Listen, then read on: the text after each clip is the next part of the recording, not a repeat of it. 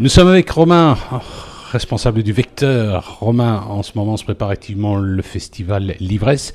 Plusieurs semaines. Généralement, c'est une formule courte, mais ici, on a changé. Pourquoi ? On est à la fois un opérateur de diffusion culturelle, mais aussi de création et de production, à l'image des résidences artistiques qu'on propose ici depuis 3-4 ans au Vecteur. Et on a voulu allier les deux, allier à la fois un moment plus long de création, plus propice à la création, et allier ça avec un travail éditorial et littéraire. Du coup, l'Ivresse, cette année, a lieu sur 2 mois. Avec le concept toujours des auteurs, des résidences, etc. Oui, donc on a toujours des balises événementielles avec une ouverture le 4 octobre, une clôture le 1er décembre et un événement ou deux de demi-résidence. Ça ne change pas, avec des discussions d'auteurs, une projection. Mais l'essentiel de cette édition sera effectivement la résidence de la revue bruxelloise Papier Machine. Nous sommes avec Romain, responsable du Vecteur. On parle du festival L'Ivresse, mais aussi des autres activités du Vecteur. Alors, le festival L'Ivresse, c'est dans le courant du mois d'octobre, c'est au début octobre que ça commence. Alors, il y aura des auteurs connus, moins connus, parce que je sais bien, chaque année, il y a quand même toute une série d'auteurs. Oui. Cette année, on commence donc le 4 octobre avec l'ouverture, avec la personne qui gère la maison d'édition Verticale en France, donc Yves Pagès, qui était déjà venu il y a une dizaine d'années chez nous. Et il viendra parler de ce qu'il écrit, de son site internet accumulatif qui s'appelle archive.net, petit jeu de mots. Et puis, il y aura Valentine Bonomo, aussi de la revue Papier Machine, qui viendra parler de la revue. Et puis, on aura aussi des micro-résidences, donc plutôt à porte fermée, avec notamment Éric Chauvier, qui est édité entre autres chez Alia. Et puis, Johan Anton également, qui est une auteure belge qui vit à Paris, par exemple.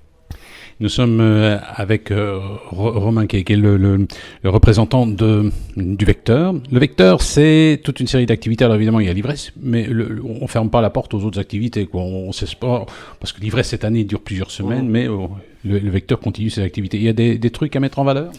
Oui, alors on a le 18 octobre, on a la chance de présenter le lancement du fanzine Trouble, qui est un fanzine créé par un photographe qui s'appelle Philippe Réal, basé sur des photos sur les tatouages des gens. Et donc il y a cet aspect à la fois photographique et à la fois éditorial avec l'édition d'un fanzine. Ça sera le 18 octobre. Il y aura l'expo de ces Polaroids. Au rayon, bien sûr, notre bibliothèque. Et puis, une seconde date intéressante, c'est le 17 novembre, avec le vernissage d'une installation d'un artiste qui s'appelle Jason Michel.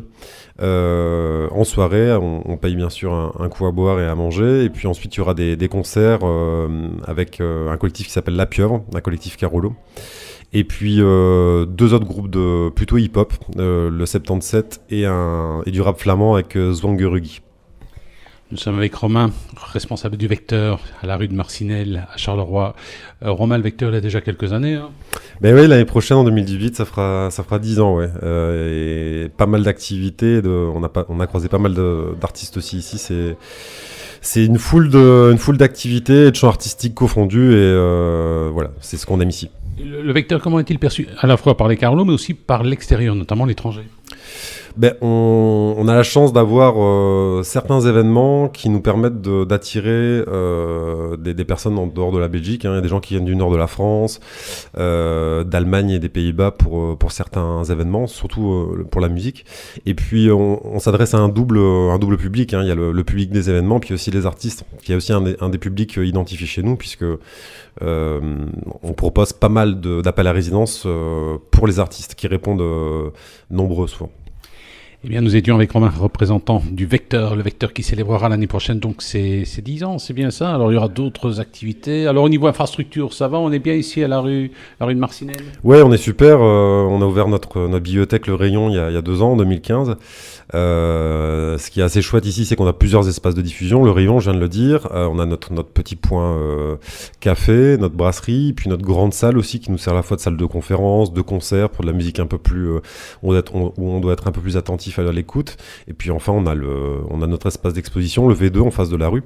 Et on essaye de tous les faire vivre en même temps. On a même fait à notre rentrée un concert Lucky, le bar d'en face. Donc on essaie d'amener une chouette dynamique au sein de la rue de Marcinelle. Et je pense que la ville de Charleroi aussi a très envie de faire de cette rue une rue artistique et culturelle. Est-ce que c'est pas trop ciblé jeune ? La rue de Marcinelle ? Non, le vecteur. Ah, le vecteur, non, mais figurez-vous que quand on fait une moyenne d'âge des gens qui viennent, on attire très peu finalement les jeunes adultes, beaucoup plus une fourchette assez large entre 25 et 50 ans à peu près. Et on essaye d'attirer encore plus les étudiants, les carolos, mais c'est un peu plus compliqué. Ouais.